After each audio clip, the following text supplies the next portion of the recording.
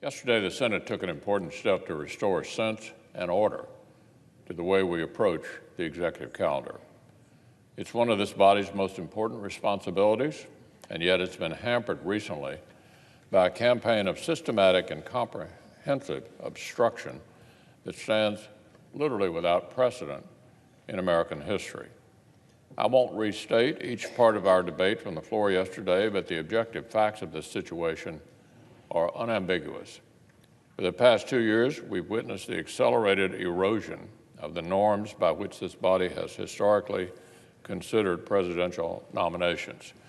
And we've seen a disappointing series of records broken in the process. 128 cloture votes on nominations in this president's first 2 years, more than 5 times as many as the same period of every administration since Jimmy Carter combined. 42 executive branch positions took cloture votes for the first time ever. This has been a new level of paralysis surrounding even the most qualified and least controversial nominees.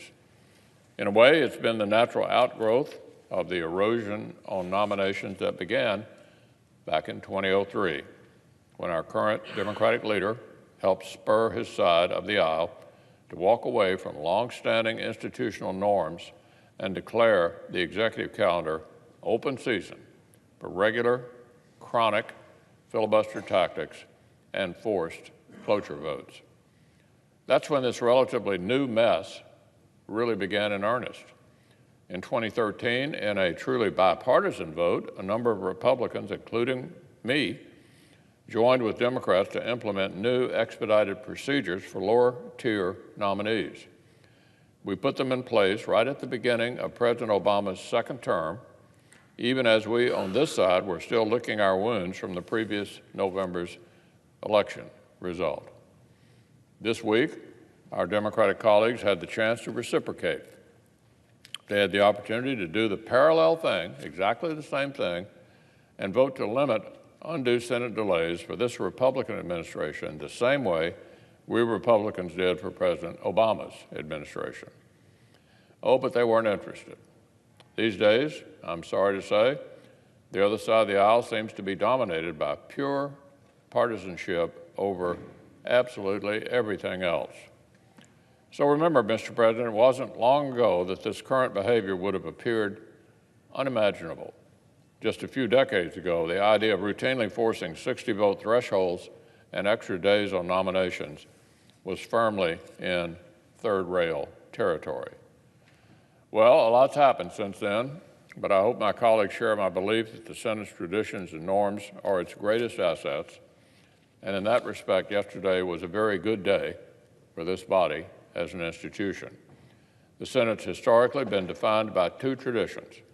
One has preserved the power of the minority in considering legislation to pump the brakes or force a second look.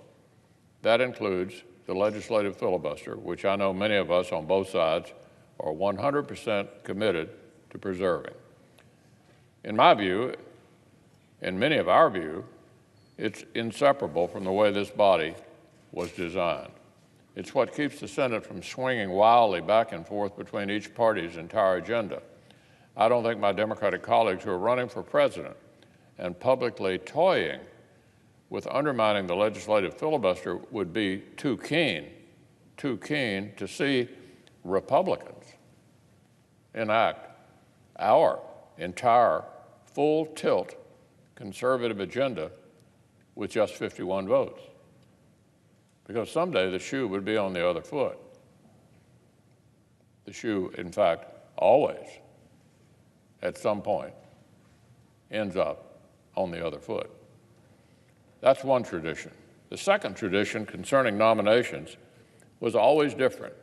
For decades and decades, it allowed for a reasonable process for the vast majority of president's nominees.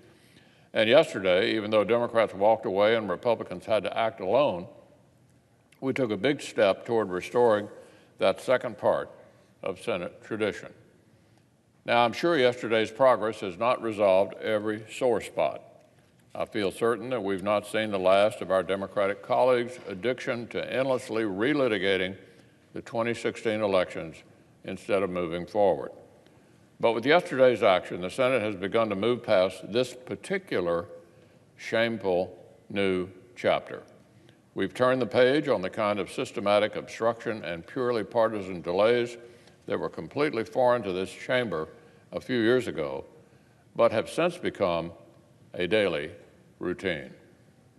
So now more progress can take place. Yesterday, 2 unopposed committee votes, and more than a year and a half after Jeffrey Kessler was named as President Trump's choice for Assistant Secretary of Commerce, his nomination was subjected to a cloture vote, 95-3. And because of our new procedures, he was confirmed by a voice vote just 2 hours later. Then we voted to end debate on the nomination of Roy Altman to serve on the U.S. District Court for the Southern District of Florida, another uncontroversial bipartisan nominee. Today, we'll confirm him as well. And then we'll vote to end debate on the nomination of Mark Calabria to direct the Federal Housing Finance Agency, and then we will vote to confirm him too. Nominees moving at a more reasonable pace, important jobs finally being filled, already real progress thanks to yesterday's pivot back toward the Senate's historic tradition, and we'll keep working to clear the backlog of talented individuals who are still waiting patiently behind them.